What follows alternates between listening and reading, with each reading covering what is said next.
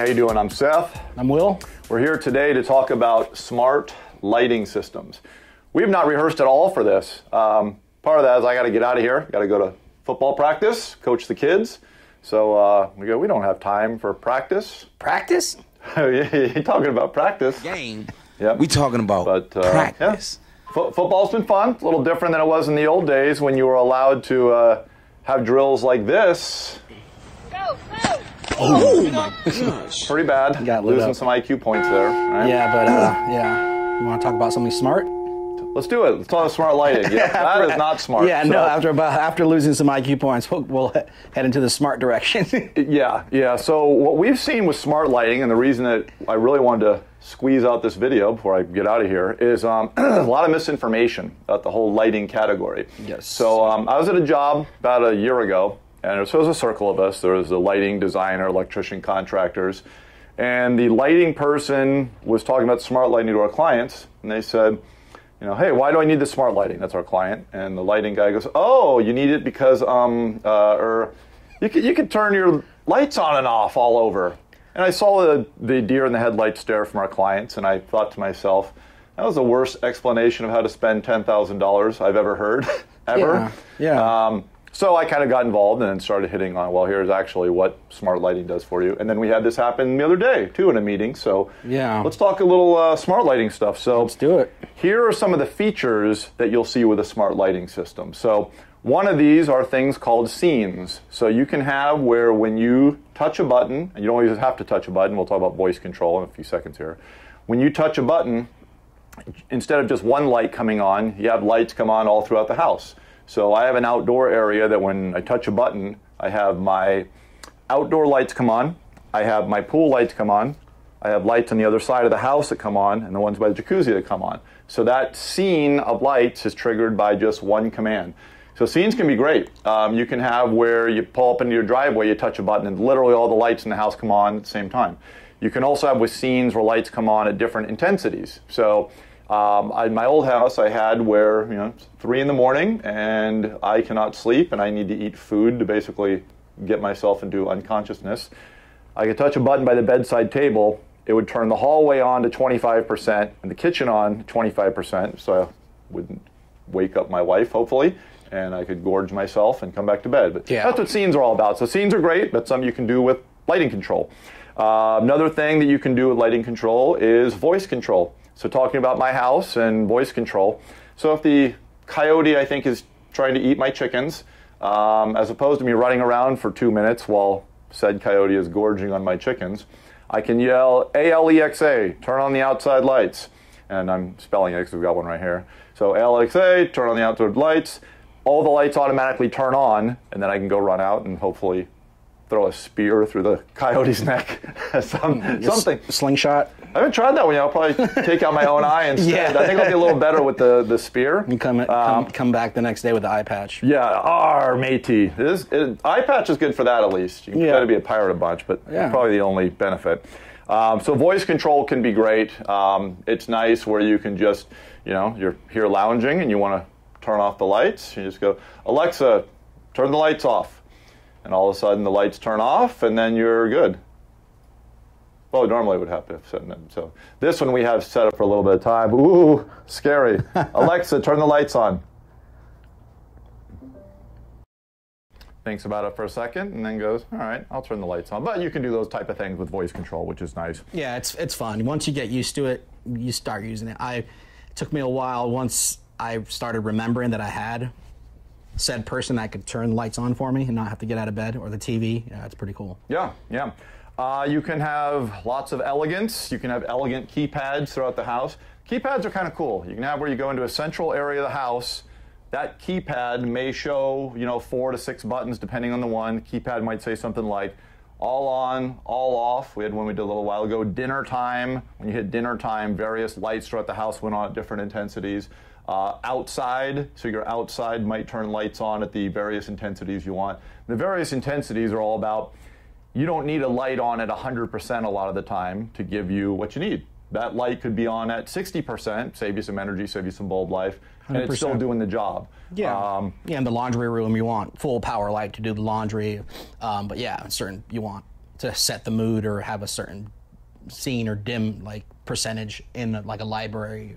You know, like you don't want every room to be created equal. So. Yeah, if it's 3 in the morning and you're waking up in your bedroom, you don't want 100%. You're like a slee stack on Land of the Lost. Yeah. I haven't seen that show in about 40 years. That's a good show. It was a good show. At least it was then. I mean, now I might see it like the show's ridiculous, but when you're 8, it's fantastic. You know? Yeah, I remember the intro. They're falling down the waterfall. Daddy, do something. Ah, was the line. I don't know why I remember that, but I did watch it about 600 times.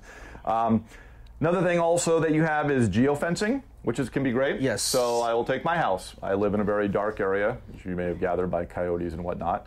So when I pull into my driveway, you can't see anything, especially if there's no moon. So as opposed to me fumbling out of the driveway, possibly stepping on a rattlesnake, snake's my driveway, but it's possible, going to the key, you know, attempting to open the door for 5 minutes, when I pull into my driveway, due to the magic of science and satellites and GPS and us programming it, of course, when I get near my house, my driveway lights all turn on, front door lights turn on. And so it makes it a very convenient way to have these lights turn on automatic area. So these are some of the smart light things that we hear that the flounder who was in that meeting that said, it turns your lights on a little bit, or whatever it was. It's just like, come on, man. Like, okay, you just want to burn $10,000 for no reason? Yeah, to turn on my light that I can do with this 99-cent light that I just have pushed for 100 years. Yeah, it's definitely not for everyone, but there's a lot of clients or lifestyles and families that would really like to take advantage of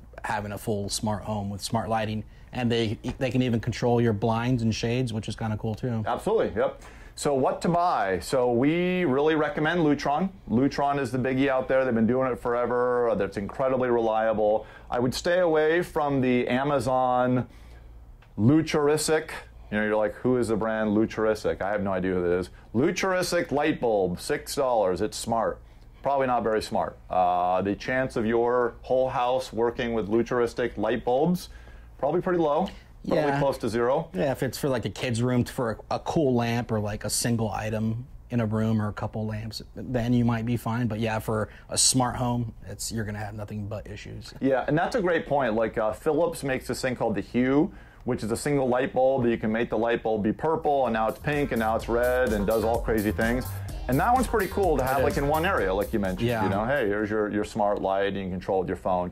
But for doing anything to the whole house, those solutions are not very robust, or they just don't work at all. We've had plenty of clients that have switched to Lutron lighting systems after going through that nonsense. So we recommend Lutron. We're talking about them today. The 3 Lutron systems we're going to hit on. I'm talking kind of quick because I got to get to football practice. 3 Lutron systems we got to hit on. We'll go over good, better, best. Best is what they call their Homeworks setup. Homeworks is pretty insane. So how many lighting dimmers and switches do you have at home? Maybe, if you count it through your house, maybe 40, maybe 60. How about 10,000 if you are a Homeworks boy? So you have a house with 10,000 lighting devices. First, congratulations. You are probably Elon Musk or Bill Gates or one of these oil sheiks from across the way that have, you know, Putin, he's probably got $1 trillion hidden away somewhere. He's probably got 10,000 Zuckerberg, lighting. He owns like a whole neighborhood, so he probably has He's probably got a few. Yeah. So if you are one of those 6 individuals we just mentioned, Homeworks is for you. So 10,000 devices, good for hotels and that kind of thing. Also, you have a finite range of how far lighting systems can propagate. So when you get into Homeworks, you have additional processors that you can add to it. Each processor can have up to 4 repeaters. Think of a repeater like a Wi-Fi extender kind of thing, where you get 2,500 square feet at each repeater. So you keep stacking those on. If you just bought yourself a 70,000 square foot castle, you've got a lot of room, right? Yeah, you do. That's where Homeworks is going to kick in. Again, most normal humans would never buy Homeworks. So that's Homeworks. Then that's best. Better, RA3. Used to be called RA2. There's not a lot of information about RA3 right now, but they call it RA3. With RA3, you got 200 devices. Now, like Will mentioned earlier, you can have shades on these types of systems. Lutron makes shades that go along with this. They do. I think that's Selena. They have their Sequoia shades. Yeah, there we go. And now they've branched into other ones as well. I think it's about 3. I think. So you can have 200 devices. So a device is again a switch, a dimmer. When you have these processors, shades. So Sometimes you get into that where it's like, I got 96 lights that I'd like to control. And think of 96 lights. You might go into your kitchen and you're thinking, hey, a kitchen is one area. But when you look at it, you're like, I got a light by the bread box. I got a light here by the fridge. I got these in the closet. I got the three-way over there. So once you look at it, you're like, oh, I actually have 7 lights. Yes. But you might not want to control 7 areas, and this is where we'll get into their good solution. You might go, do I really need to light a bread box? No, I'll be fine. I can find the bread on my own. There's plenty of light around here. So that's where you might step down your devices. But anyways, with a RA3, you got 200 devices. Lot, and you can add up to 4 repeaters. Again, a repeater is normally 2,500 square feet. But what's a square foot? You know, if you got 3 stories, well, you might have 2,500 square feet. But if that's 2,500 square feet, say that 5 times fast, and you have a single-story ranch-style home, you know, square feet are a little different. But anyways, they say 2,500 square feet. You also have the ability for these elegant keypads we mentioned earlier with RA3. So RA3, you like the idea of the keypads, and it's pretty cool as opposed to busting out your phone every time and saying, I want this area, I want that area, which is what you can do with any of these solutions. The keypads they look really good, they're clean, and it's very convenient where one central location can trigger scenes anywhere in your lighting system. Yeah, they are designer friendly. Designers love these keypads for like the Homeworks ones. Yeah. And then the step below that, what is it called? Graphic eyes? That goes along OS. with it. Yeah, that's cool. So years ago, when somebody would say, hey, ATD, we want to buy a lighting system, we'd rub our hands together like Will just did, going, aha, here we go. But we'd also go, okay, it's going to run $6,000 to $14,000 depending on what you want to do. A lot of people would go, well, I like lighting systems, but not $6,000 worth. So Lutron listened, and they said, all right, we're coming out of this Caseta stuff. So Caseta has an inexpensive brain. The brain is anywhere from about 150 to 200 bucks, depending on which one you buy.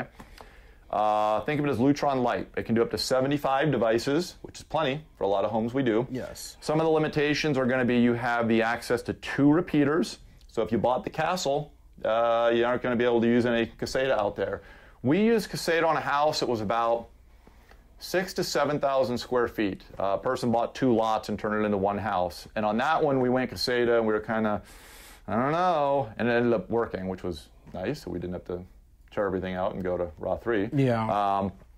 But so you can't fill, if you got a 10,000 square foot house, Caseta isn't going to be for you. You would need to go to RA3 to get more repeaters for that. Don't have keypads, so everything with Caseta is going to be controlled by your phone. Or they got these little things they call a Pico that's kind of a 2 to 4 button dealio where you can go, all right, this equals up, this equals down, this equals this area. Yeah, the little guys. Caseta's great. We use it in our office here. It works fine. I use it at home. Works great. But those are the 3 options that you have in kind of a good, better, best with Lutron.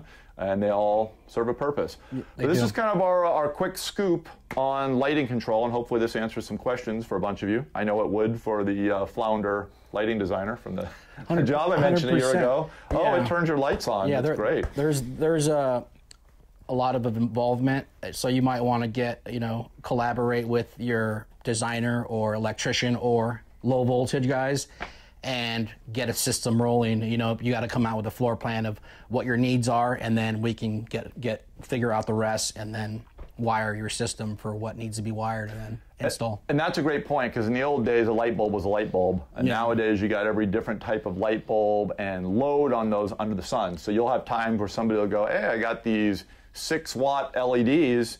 You pop those in, and all of a sudden the dimmer switch doesn't work, because there's sometimes a little doodad that has to go behind the dimmer switch to make it work. Sometimes you have to have 2 lights on that. So there are definitely things that come into play where guys like us and guys like your lighting professional can work together to get you an optimal solution. But that's about all I got for today. I got to get to work. I have kids going, where's Coach at? Practice? You going to practice? I am going to practice. So thank you very much for stopping by. Have a good one. Yep, have a good day.